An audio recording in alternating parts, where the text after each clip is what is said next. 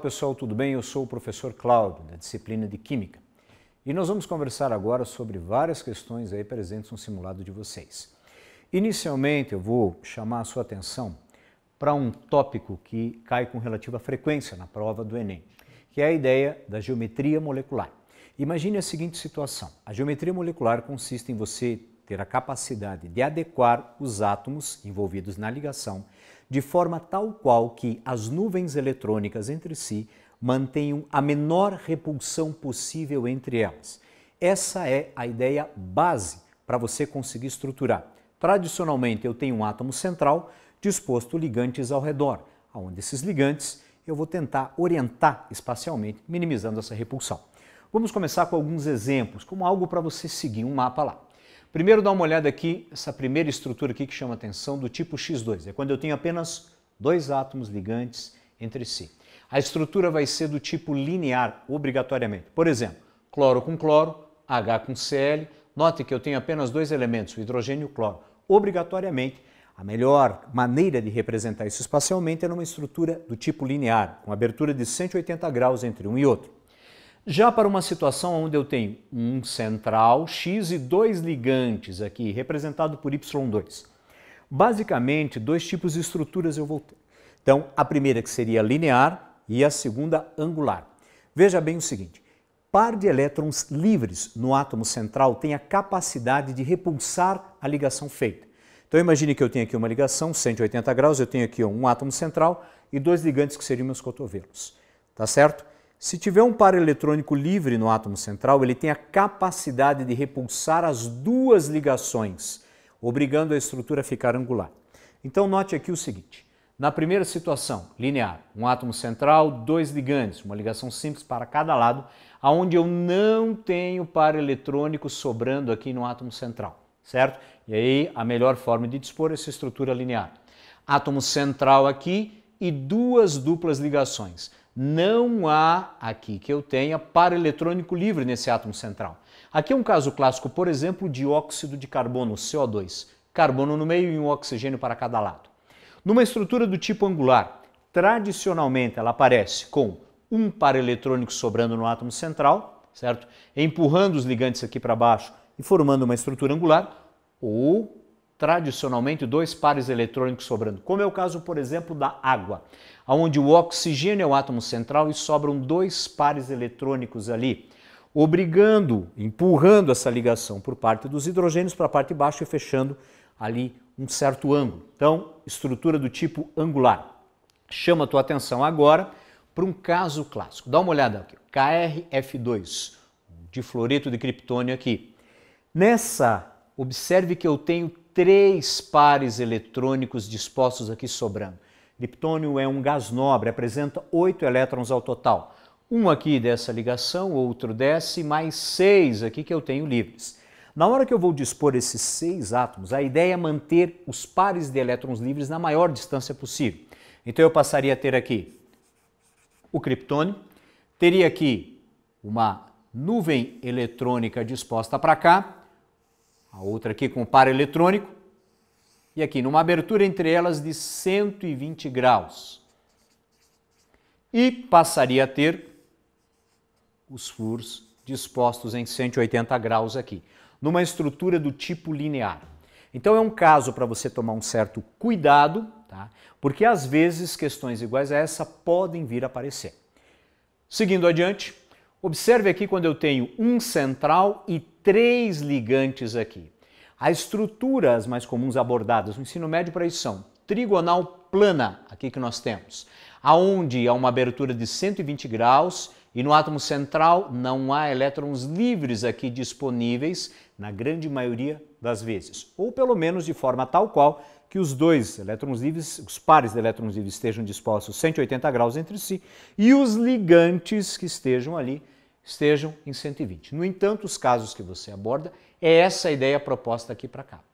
Piramidal, a presença de um par eletrônico, e esse um par eletrônico obriga os 3 ligantes a vir aqui para baixo, formando uma estrutura conhecida como piramidal.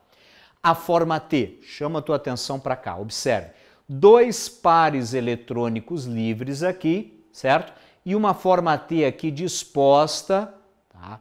em que a abertura entre eles aqui é em torno de 90 graus. Então, sempre tome cuidado, porque na grande maioria das vezes você consegue determinar pelo número de elétrons livres que estão presentes. Próxima que nós temos, um átomo central e 4 ligantes. Vou abordar dois casos. O primeiro, a tetraédrica, quando não há a presença de pares eletrônicos livres da camada de valência no átomo central, que é o caso, por exemplo, do metano, CH4, muito comum. Quadrado planar, quando há a presença de 2 pares eletrônicos livres na camada de valência do átomo central. Tá certo isso? E aí, os 4 ligantes dispostos aqui em ângulos de 90 graus. Não vou falar a respeito da gangorra, que seria o tetraedro distorcido, para quando você tem uma situação semelhante a essa, porém com um par eletrônico sobrando ali. A próxima, bipirâmide trigonal. 5 ligantes a um átomo central. E não há a presença de pares eletrônicos livres na camada de valência do átomo central. E a última aqui, a octaédrica. 6 ligantes a um átomo central. É muito comum no hexafluoreto de enxofre, SF6, tá? Onde você passa a ter aqui uma estrutura de natureza octaédrica, formando 4 faces em cima e embaixo. Bom, aproveitando isso aqui agora, vamos dar uma olhada no exercício. Acompanha comigo lá. A retenção de energia pelos gases estufa decorre de um mecanismo físico-químico e grande parte do efeito estufa natural se deve à presença de água na atmosfera. Outros gases estufa são o dióxido de carbono, metano, o óxido nitroso, os clorofluorcarbonetos, os hidrofluorcarbonetos e o hexafluoreto de enxofre. O aumento do teor desses gases na atmosfera em decorrência de atividades humanas pode causar uma exacerbação do efeito estufa e, consequentemente, um aquecimento global do planeta. Das substâncias citadas, as que apresentam suas moléculas com geometria linear. Eu quero as de geometria linear. Se você lembrar do que eu havia passado inicialmente, linear que eu tenho aqui, 2 ligantes aqui únicos aqui, como Cl2 e HCl, e estruturas lineares como essa e essa aqui, onde se destacava principalmente o CO2. Bom, vamos dar uma olhada lá então no que nós temos. Primeiro, o que ele apresenta lá é o CO2, o dióxido de carbono. Observe que, nesse caso em particular, o carbono apresenta 4 elétrons em sua camada de valência, 2s2 e 2p2.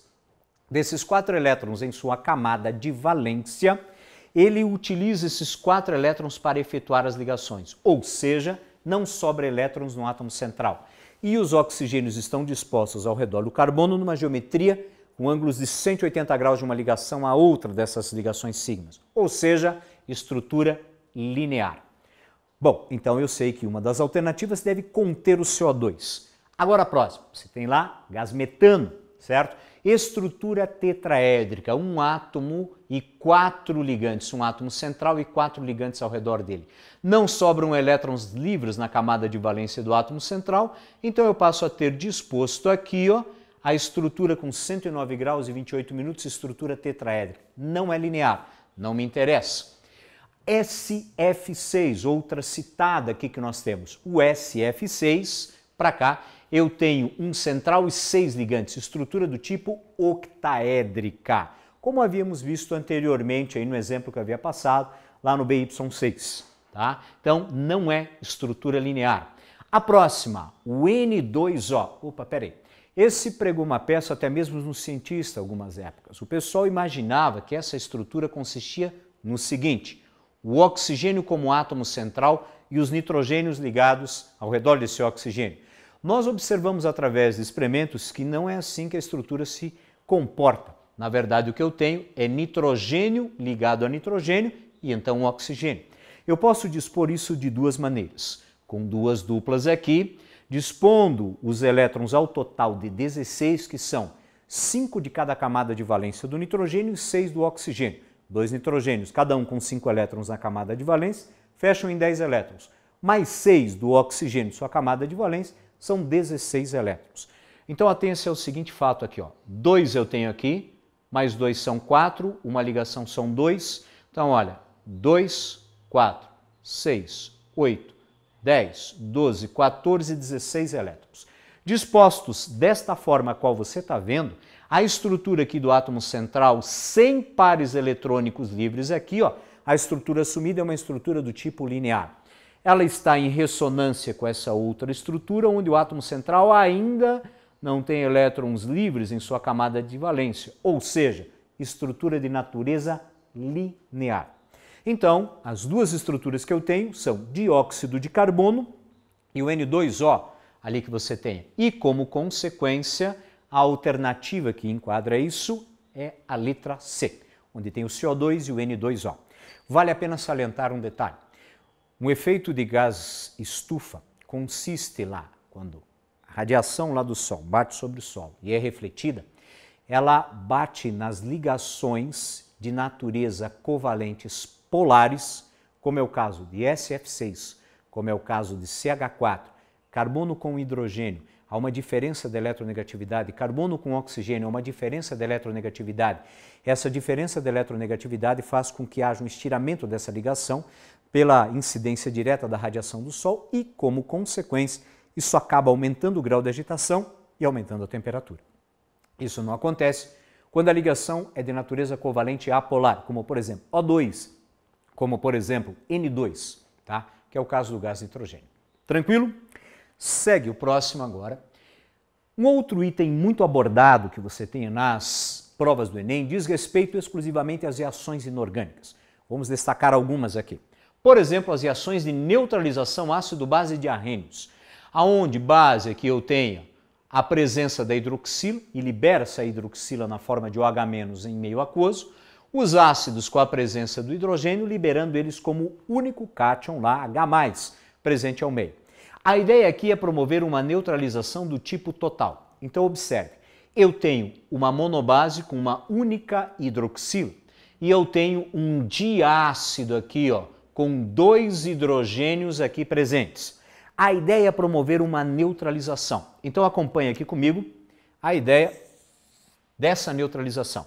Eu disponho de uma hidroxila e devo neutralizar um total de 2 hidrogênios ionizáveis, que é referente ao ácido sulfúrico. Então eu vou dispor ele desta forma aqui. Como é H2SO4, eu coloquei os 2 hidrogênios aqui e a hidroxila. Repare que uma hidroxila de uma monobase tem a capacidade de neutralizar um hidrogênio do ácido, formando uma água. Porém, ainda necessito neutralizar o segundo hidrogênio.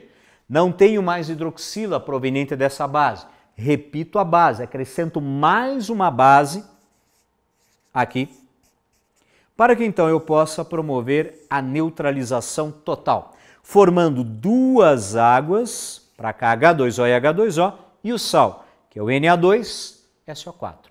Essa é a ideia da neutralização total que eu tenho aqui para ácidos e bases diarrênios. Cuidado, são hidrogênios ionizáveis. Muita atenção para o caso do H3PO3, que apresenta apenas 2 hidrogênios ionizáveis, e o H3PO2, que apresenta apenas 1 hidrogênio ionizável. Então agora observe aqui no slide. Aquilo que eu havia montado, as 2 hidroxilas aqui, para que eu possa neutralizar os 2 hidrogênios ácidos do ácido sulfúrico. Forma-se então 2 águas para cá, com os 2 hidróxidos de sódio, e a formação do sal, que é o Na2SO4 que nós temos para cá. Feito? Situações iguais a essas são corriqueiras, são comuns, além da ideia de que você deve lembrar de quando eu tenho ácidos e bases fortes, tá? Então muito cuidado. Bases da família 1A são bases fortes, tá certo? Cálcio, bário e estrôncio representam bases fortes também, hidroxicálcio, hidroxibário, hidroxitrôncio. Todas as demais que eu tenho são bases fracas. Tranquilo? Bom, reações com óxido também são comuns. Observe, o MgO é um óxido de natureza básica. Significa dizer que ele tem a capacidade de reagir com água, formando uma base. E aí vale a pena salientar o seguinte, se eu aquecer o magnésio, o metal magnésio, ele reage de maneira rápida com o oxigênio presente, formando o óxido de magnésio, que é o MgO. Essa é uma reação visível a olho nu, porque ela emite um brilho ofuscante e muito intenso, tá? E depois, esse óxido de magnésio, de natureza básica, reage com água formando o hidróxido de magnésio. SO2, um óxido de natureza ácida. Também algo para você tomar cuidado e relembrar, os óxidos ácidos lá. O dióxido de enxofre é muito cobrado pelo Enem por alguns motivos. Primeiro, ele pode reagir com água formando ácido sulfuroso. No entanto, ele também pode ocasionar um problema maior, que seria o seguinte: o SO2 pode sofrer uma oxidação, gerando o SO3, que é um óxido ácido, e esse SO3 reage com água, formando o ácido sulfúrico. Significa dizer que a liberação desse óxido na atmosfera, que é o SO2, potencializa a formação da chuva ácida. Muito perigosa, principalmente para a agricultura aqui em qualquer canto do planeta. Então, há sempre um cuidado redobrado na produção desse SO2. E agora observe, já que o primeiro óxido é de natureza básica e o segundo é de natureza ácida, eu posso promover uma reação entre dois óxidos, um ácido e um básico. Então, note aqui o seguinte: MgO de natureza básica, o SO2 de natureza ácida, houve a formação de um sal, que é o sulfito de magnésio. Isso é uma maneira que eu tenha de reter o SO2 produzido industrialmente. Existem alguns processos abordados pelo Enem, como por exemplo, ustulação, na qual você produz o SO2 e esse SO2 não pode ser descartado na natureza. Então, uma maneira de fazer isso é reagir ele aqui com MgO, produzindo um sal que é sólido a temperatura ambiente e vai ficar retido o SO2. Os óxidos ácidos, também chamados de anidridos ácidos aqui, são provenientes da desidratação lá de oxiácidos. Acompanha comigo, o ácido sulfúrico, retirando uma água, eu tenho trióxido de enxofre ou anidrido sulfúrico. No ácido nítrico eu não consigo retirar uma água de uma única molécula, vou unir duas moléculas somando ela, H2N2O6, e aí consigo retirar água e depois sem a presença do hidrogênio após a retirada de água. Vai sobrar N2O5, o pentóxido de dinitrogênio, conhecido também como anidrido nítrico. O anidrido quer dizer sem água, nítrico do ácido que o originou. Bom, agora com base nisso, acompanha comigo aqui uma questão que envolve itens aqui de neutralização. Diz lá: em tempo de Covid-19, o mundo busca soluções para o tratamento, porém o que todos já sabem é que a higienização com sabão e com álcool gel são fundamentais. A corrida para a produção de álcool gel nesse período aumentou significativamente. A busca por carbopol e trietanolamina, reagentes utilizados na produção do álcool gel. O carbopol é uma resina que se dispersa e tem como propriedade transformar o álcool líquido em gel. A trietanolamina tem o papel de neutralizar a solução de carbopol, que apresenta pH igual a 3. pH igual a 3 é um pH ácido, então eu preciso neutralizar. Para neutralizar pH menor que 7, que é ácido, eu vou precisar de uma base propriamente dita, ou uma base de arrenos ou um sal que tenha caráter básico, por exemplo. Na ausência de trietanolamina para neutralização do carbopol, pode-se utilizar uma solução D. Vamos ver então as alternativas. Ácido carbônico. Eu não vou utilizar o ácido carbônico para neutralizar um outro ácido. Então, isso não vai funcionar. Sulfato de sódio. Vamos dar uma olhada. O sulfato de sódio está aqui, o Na2SO4, um sal. O Na do sal, que é o cátion, é derivado da base NaOH, que é o hidroxissódio, que é uma base forte. O SO4 é derivado do H2SO4, que é um ácido forte. Um sal derivado de uma base forte e um ácido forte é um sal de caráter neutro, pH 7, o que significa dizer que não vai neutralizar, certo? Ali ele não tem caráter básico esse sal e sim caráter neutro. O próximo, cloreto de sódio. O cátion, derivado da base NaOH, que é uma base forte. O ânion, que é o cloreto aqui, derivado de HCl, que é um ácido forte, mesma situação do anterior. Eu passo a ter aqui um sal aqui de caráter neutro. Próximo, nitrato de alumínio. Agora atenção, o Al, derivado do hidróxido de alumínio, é uma base fraca. Já o HNO3, do nitrato aqui, é um ácido forte. Base fraca, ácido forte, me dá um sal de caráter ácido. Não serve para neutralizar alguém que já é ácido. Então só me resta o NaOH, que é o hidroxissódio. Ele sim vai ser capaz de neutralizar aqui o que nós temos, que é o carbopol. Então, posso utilizar ele no lugar. A alternativa, a letra E. Equilíbrio químico é algo importante também para ser revisado lá na parte do Enem. Então, muito cuidado e atenção para cá. Olha a reação aqui de produção da amônia. Essa é uma reação para você memorizar. O nitrogênio mais o hidrogênio formando aqui a amônia. A constante de equilíbrio aqui, partindo da ideia que aqui eu tenho somente as reações aqui no estado fundamental que você tenha lá, ou seja, para cá um processo elementar aqui, balanceado com os menores coeficientes inteiros, isso significa dizer que esse coeficiente vai como expoente. Todos gasosos, ao invés de Kc, eu posso calcular Kp, e a associação entre Kp e Kc está aqui, Kp igual a Kc, RT delta N. Algo para você lembrar lá no dia. Bom, essa parte aqui é a última que eu vou abordar agora, desse top aqui que eu preciso que vocês tomem cuidado. Atenção para o seguinte, note aqui. Quanto maior for o potencial de redução de um metal, menor será seu potencial de oxidação e maior será a tendência dele sofrer redução. Será um forte agente oxidante. E quanto menor o potencial padrão de redução, maior o de oxidação, maior a tendência a sofrer oxidação e um forte agente redutor. Bom, nós estamos procurando o que nós chamamos de ânodo de sacrifício. Um metal que, colocado, por exemplo, em contato com o ferro, tem a capacidade de proteger o ferro. A esse metal, para que ele oxide primeiro, evitando a oxidação do ferro.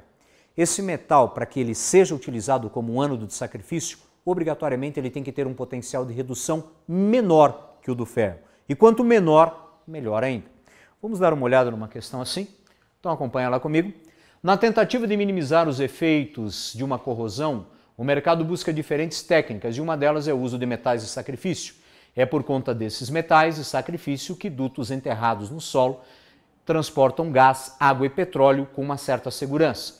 Este procedimento também é utilizado para proteger navios em longas viagens e tanques que armazenam combustível nos poços. Considere que um duto de ferro precisa ser protegido da oxidação e, por isso, a empresa responsável opte por protegê-lo usando um metal de sacrifício. O metal de sacrifício mais eficiente para evitar a corrosão é o que eu vou utilizar, é o metal que apresenta, então, o mais baixo potencial padrão de redução. Dentre eles, os mais baixos potenciais padrões de redução estão na família 1A e 2A. Eles ganham dos outros metais quanto ao potencial mais baixo. Tá? Por exemplo, todos da família 1A e 2A apresentam potenciais mais baixos de redução do que o ferro. Só que há um problema, no caso da família 1A, isso é muito reativo, isso se torna perigoso. Então a utilização da família 2A é mais comum. Traduzindo, os metais utilizados como metais de sacrifício mais comuns são o magnésio da família 2A e o zinco, que apesar de ser um metal de transição, apresenta um potencial de redução menor que o do ferro. Bom, vamos dar uma olhada no que eu poderia utilizar aqui. Magnésio é uma excelente ideia, um potencial de redução extremamente baixo, em torno de 2,34 volts negativo. O alumínio é mais baixo que o zinco, que é mais baixo que o níquel, que é mais baixo que o chumbo, certo? Quanto aos potenciais de redução. Porém, o menor dentre todos é justamente o magnésio. E é ele que eu vou utilizar, então, como um ânodo lá de sacrifício, o mais adequado. Até aí tranquilo? Beleza, pessoal?